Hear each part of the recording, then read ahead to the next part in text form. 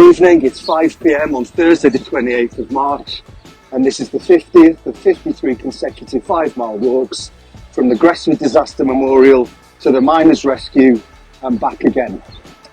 I'm joined this evening by a local legend. I first met her at St David's High School in 1984, when we shared the same social circle up until leaving in 1989. She's actively involved with the Miners' Rescue and has donated many pieces of her art as prizes, and her work dominates the walls of the venue. In her Instagram bio, she describes herself as the girl who splashes paint and makes it look all right. A self-taught artist with a quirky take on art and life. Loves Wrexham, loves Wales. Her award-winning art has captured the imagination of people at home and abroad.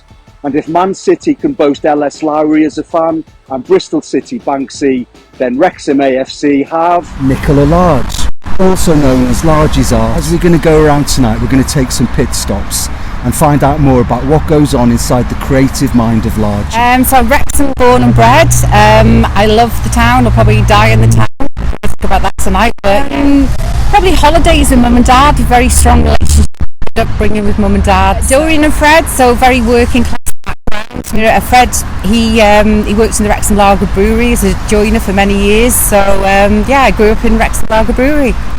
A lot of them, especially the Wrexham AFC pieces, so there's always a tribute to my dad in there. He's always in a window, his name's in there, or everybody's got a beard or a moustache, so yeah, that's my little tribute to my dad.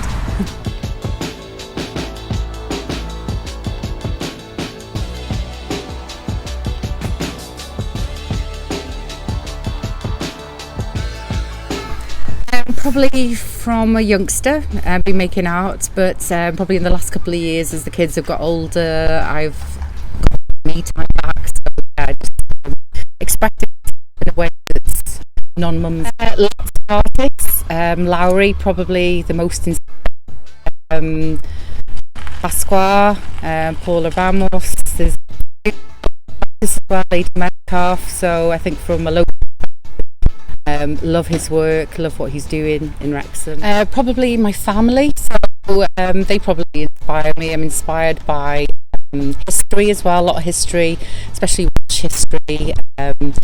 Probably a lot of things where I come from as well, my roots, that comes out in my art.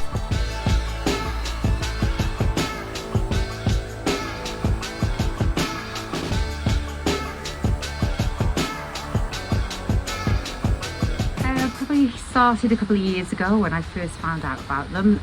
They had a local art competition, so I cheekily entered 2 pieces. I was very lucky to win first, second place. Since then, I've done a little bit of volunteering with them, with Sharon and the art club. Love doing that, helping you know, the youngsters and helping Sharon.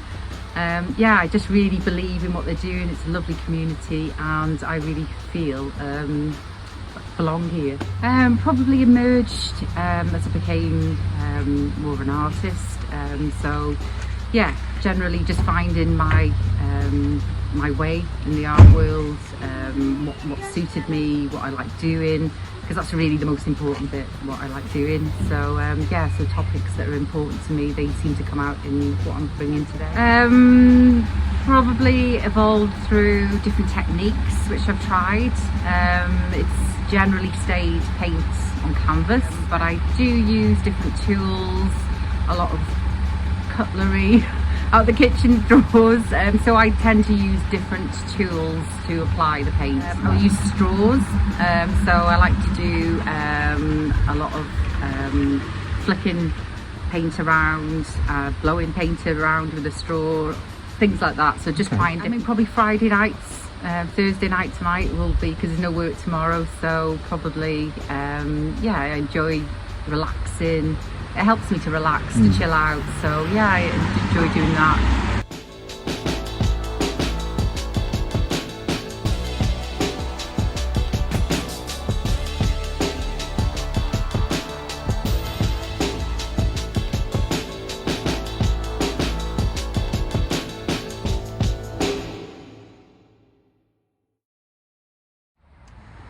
In the next instalment of my interview with Alan and Margaret Jones, we talk about the political power and influence of the mine owners, with Alan delivering some clear insights about the court case and how it was orchestrated to avoid any serious charges being levelled at Bonzel and the owners. Margaret, who constantly challenged my thinking, reflects on how the mine owners brought growth and development to the town of Wrexham, without which many, if not all of us, wouldn't be here today. And next time you're having a pre-match beer at the Maes Gwyn, you might want to know it was built for the community by a mining agent.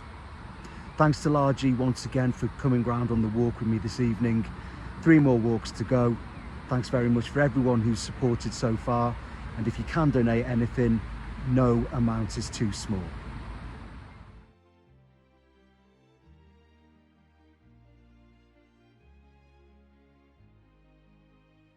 Well, the main reason they weren't charged with anything serious, they were charged with keeping insufficient records.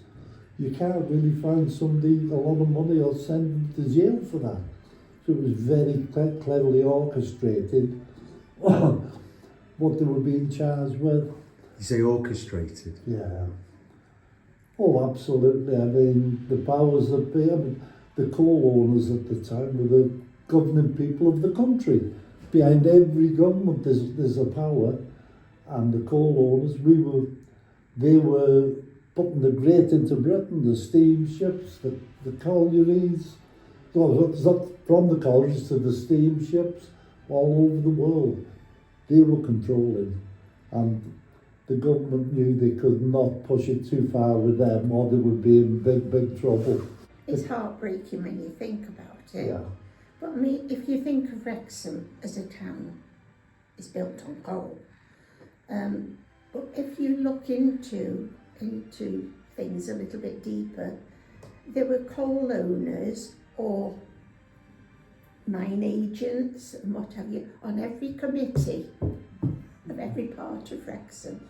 I mean, really, if they it was them that built Wrexham, which is why I get sometimes a little bit cross when they're sort of forgotten about. Say, Maes Gwyn Hall, that was built by an agent of the owners.